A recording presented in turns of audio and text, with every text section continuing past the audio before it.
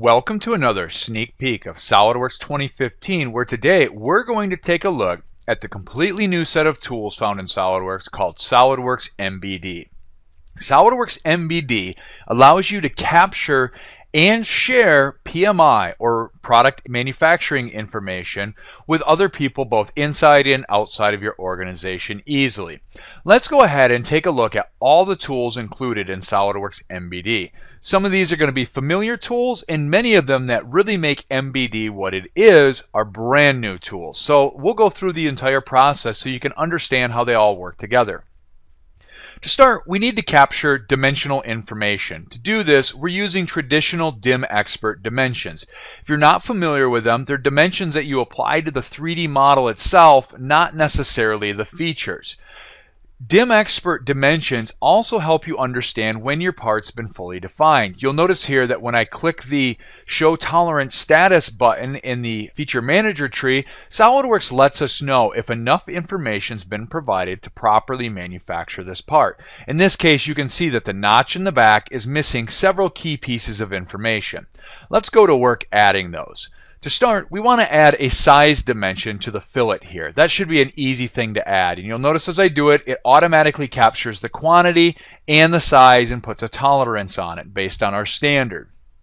When I return to the Show Tolerance status, we can see that the fillet is now green. One of the other pieces of information we want is the width of this pocket. And you can see I can simply grab it and apply that there. And finally, the last thing that we're looking for in this case is the depth off from the back of this pocket. Now for this, I'm going to go ahead and use a location dimension. I'm going to choose that back face in this hole, which happens to correlate with datum A. You'll notice that this dimension pulls out in the top view. So let's talk about that a minute. We have a lot of dimensions on screen, and it can feel a little bit cumbersome at times. One of the new features found in SolidWorks MBD is this Dynamic Annotation Views button found in the heads-up display. What this does is it hides all of these DIM expert dimensions until you rotate to an orientation where they can be properly and clearly displayed. This makes it much easier to navigate your 3D model. In fact, I probably should have started by showing this, but I thought it shows the benefit after showing this later. So let's bring everything back. So we've generated all of our dimensions that are needed to manufacture this part. How do we share that information? Well, it starts with the first new, most significant feature of SolidWorks MBD, a new tab at the bottom of the screen called 3D Views. 3D Views capture key pieces of information that you select. Here I have a view where I said I want all the dimensions available. 3D Views also capture information such as configuration specific and display state information as well. But most importantly, they capture which DIM expert dimensions associated with which annotation view are available. Let's take a look at what we mean by that. I'm going to go to my front 3D view here, and you can see that all the dimensions that would appear on the front view are here, including a lot of dimensions that are associated with this pocket feature. Well, we're going to create an additional or separate 3D view to call out just those dimensions. Actually, let's do that first.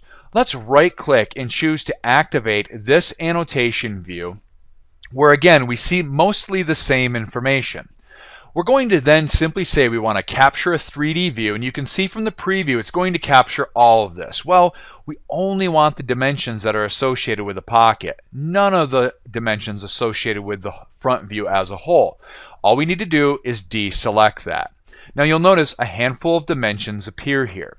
This is where things get interesting. If I go back to my front view, we can now remove that information. We don't need to see the pocket dimensions. So let's right-click and choose to recapture the view and deselect the pocket dimensions.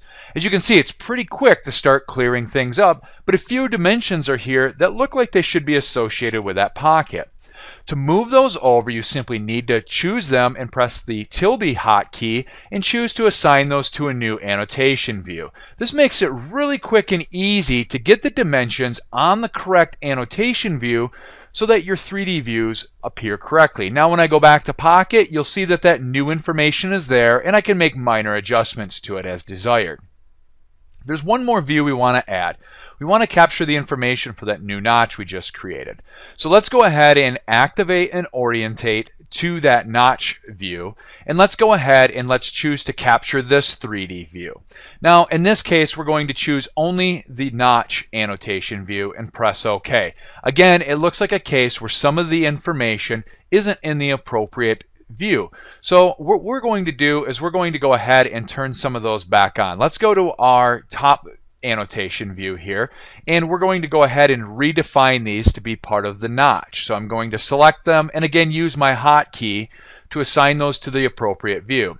Now when I double click on notch, you'll see that all the information needed is there. So I've generated these 3D views and I have them in a nice, easy to read format, but I need to share these with people who probably don't have SolidWorks. This is where the power of 3D PDFs come in. All I need to do is choose to publish this to a 3D PDF and choose from a variety of templates. There's also a template editor which we'll cover in more detail later, or you can see by going to your local resellers rollout and launch events. In this case, we simply need to choose what 3D views do we want to include. Well, I want to include all of these. There's also some information we've included inside of our template, including a field for custom information. Here we're basically overwriting the description custom property, and we're just going to call this a machined bracket. And I'm going to press close, and you notice we can also change the custom property text at this time. You can see it's automatically pulling from drawn by in material here. Once we're all set, we simply need to press OK, and we're going to overwrite the existing copy of this. SolidWorks will then go extract all of these 3D views and put them into our PDF template where we can share these with anybody. Once they receive this, you'll notice it's very easy to navigate, and the real power comes in their ability to rotate and navigate these views. So as a machinist who needs to create that pocket, I can quickly navigate to the pocket and see just those dimensions associated with it. Likewise, if I want to see what those dimensions are referencing, I can simply click on that dimension and it'll highlight the faces associated with it as well. As you can see, SolidWorks MBD is a great tool for quickly communicating your information with other users in a 3D format, eliminating the need for traditional 2D drawings.